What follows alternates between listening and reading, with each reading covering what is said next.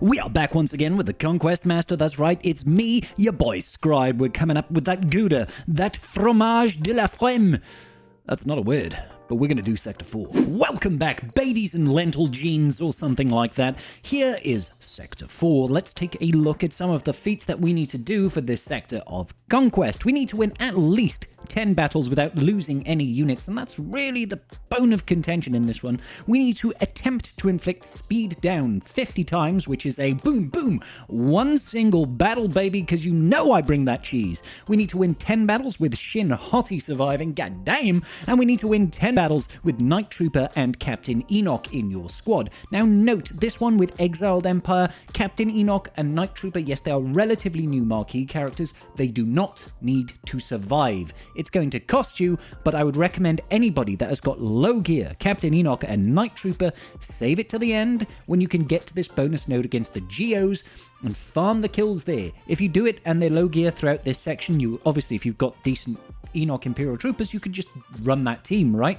But if you don't, save it to the bottom node here so you're not sacrificing data discs or key cards on the path as you progress, okay? So those were the low gear. Got a couple of options for you here. Geos are a relatively easy team to beat, so you shouldn't have to worry too much about it. You can come back and finish it at the end. All right, groovy. Let's talk a little bit about data discs. For the most part, I'm going to be running some variation of this setup here. Entrenched, which provides me with a bunch of bonus protection at the start of battle, or protection up. Weak point, which is the pivotal data disc for this conquest, in my opinion. It allows you to ramp offense whenever you deal damage to an enemy. Well, it's not even that, you only have to attack. Whenever you do an attack, you are going to be ramping offense for the number of debuffs on the field. With that in mind, we want stuff that's going to give us a lot of debuffs. Ability Fatigue will give the enemy dots whenever they do any sort of ability, attack, out of turn, assist, you know, all that sort of business. All of it's going to give them dots. Ruthless Swiftness, for when the enemy drops below 100% health, we're going to be gaining turn meter. Voluntary Vanguard, sometimes I use this, sometimes I don't, guys. That gives us a pre-taunt, essentially. Leader's Resolve gives our leader a bunch of additional stats and speed. It's a fantastic one. Another ability of fatigue and a caustic emissions. Those ability fatigues and caustic emissions are designed to be used with weak point, so the enemy has already got a bunch of debuffs, meaning we can ramp our offense. Fantastic. Moving on.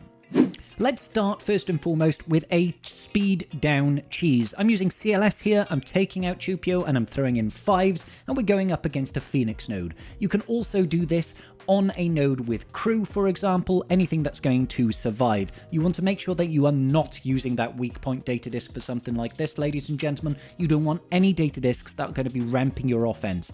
The idea here is we keep the enemies alive indefinitely. Now, on a basic, CLS will apply speed down, and so will our good boy 5s. That's why I'm bringing him in here. All I'm trying to do against this Phoenix node in particular is get everybody with a bunch of that confused, get everybody nice and stunned, and then we're just going to put it on auto basic, and we will fly through all 50 of those speed downs in one very easy battle. This is almost easier if you have a crew node, I will be honest, guys, because you could just kill off the ads and you'll be wailing away on crew forever and he'll never die. That's great. It also does work against Phoenix. So again, the most important thing, make sure you do not have any data discs that is ramping your offense. No weak point for this, nothing like that. No critical tactics, nothing like that. Always check to make sure. You'll see we'll get to this point. Enemies are all debuffed. They're all going to be stunned. They can't do anything to us. And we're just going to go auto basic and leave it run. Every time CLS does a basic, every time 5s does a basic, they are going to be getting that speed down. Come back later and you'll be absolutely fine. See, they're all stunned here. And going to the last 5 seconds of the battle, they are still stunned. Just leave it on auto basic, you'll get all of your speed downs. I'd already done it at this point, so I can't get it again. Getting the additional units to survive, Shin needs to survive, but Captain Enoch and Night Trooper also need to survive. So you'll see my teams here are up against the bonus node versus Geos. Obviously, if I was running Voluntary Vanguard here, she would be absolutely fine.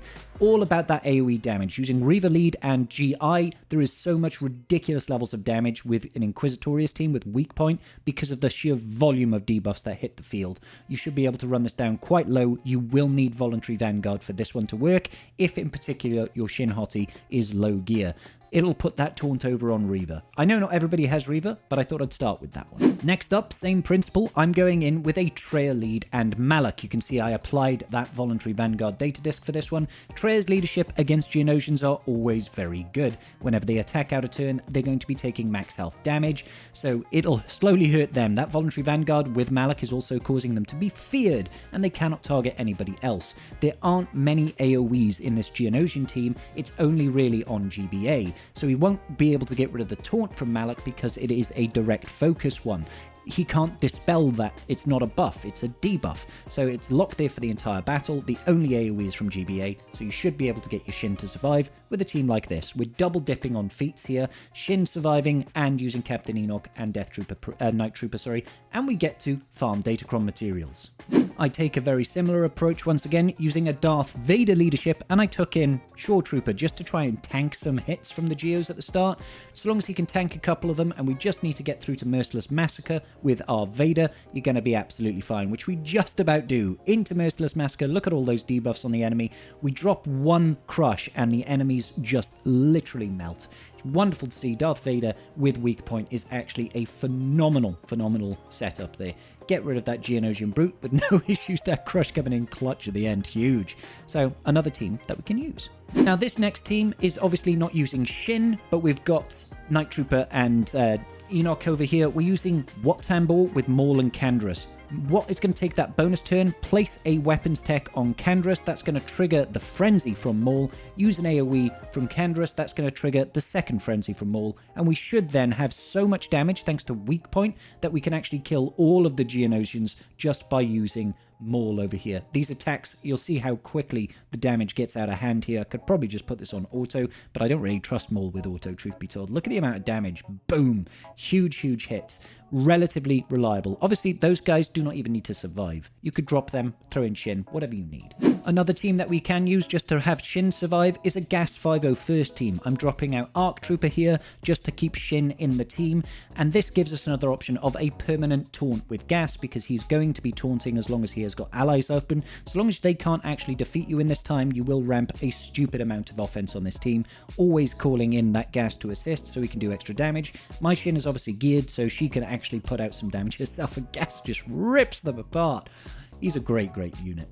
So I know a lot of the teams there that we've used were having no deaths in them, so it will count towards that feat of having no deaths. Do recommend that you try and get those done, preferably with any Galactic Legends that you've got to make your life a little bit easier. But also in that bonus sector node, you can do anything that has a lot of upfront damage and starts the turn immediately. So teams like Iden Versio against the Geo node should give you that sort of big jump at the start that you absolutely need. With Voluntary Vanguard on Iden Versio, if you can get it to land on her, it will at least give you one starting death where they cannot defeat you. So just do AoEs. Anything that calls lots of assists and deals AoEs against the enemy team is going to be great. If you can drop the enemy team below 100% health, it's going to trigger that Ruthless Swiftness, giving you additional turns. So we're just going to call in extra people over here, extra defeats. We're going to go ahead and use Death Troop. Oh, he didn't actually land the death mark there, unfortunately, because the summon doesn't count as a unit.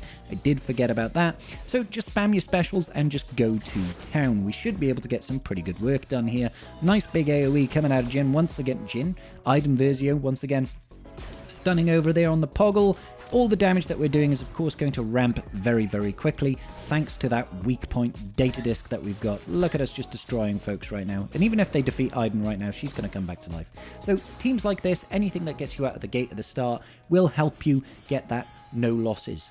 As I recommend, use it on the bonus node at the end if you can't do it as you progress, guys. Come back with the strongest data discs and use your strongest teams.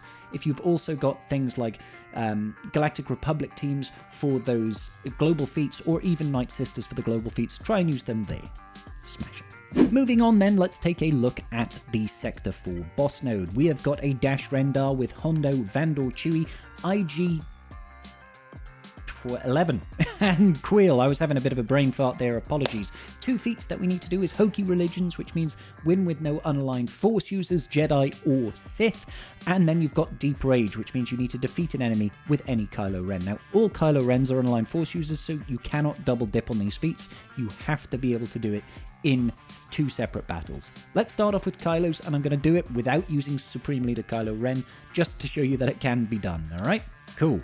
Standard data disk setup then in a full Kylo Ren team. I'm going in with a crew lead here with Hux Sith Trooper, First Order Stormtrooper, and OG Kylo. I'm using OG Kylo as well, just because it gives us an extra opportunity to get a kill with Kylo Ren. Now, typically speaking, as long as you've got weak point, eventually crew will ramp up enough damage to defeat someone, but we've got that extra Kylo Ren in there just in case. So try and whip everybody down to low health with your Sith Trooper, and then just go for a big hit and hope for the best with OG Kylo. It will eventually work. I'm going after Hondo here. Oh my god, was that like 390,000 damage coming out of our boy? Oh well, we got the kill with crew there. Coming out of our boy Sith Trooper. Oh my god, he just ramps up so quickly.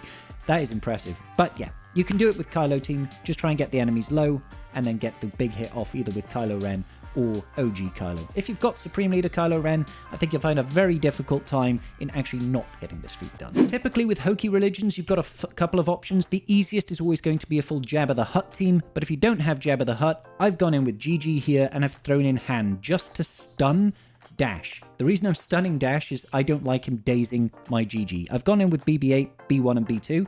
B2 is really imperative here to constantly get rid of the buffs so that the enemies can't revive with Vandor. And really, you don't want to be using Voluntary Vanguard on this one, because the enemies targeting Grievous is a terrible, terrible thing. And to be honest, B1 really doesn't offer a whole lot here either.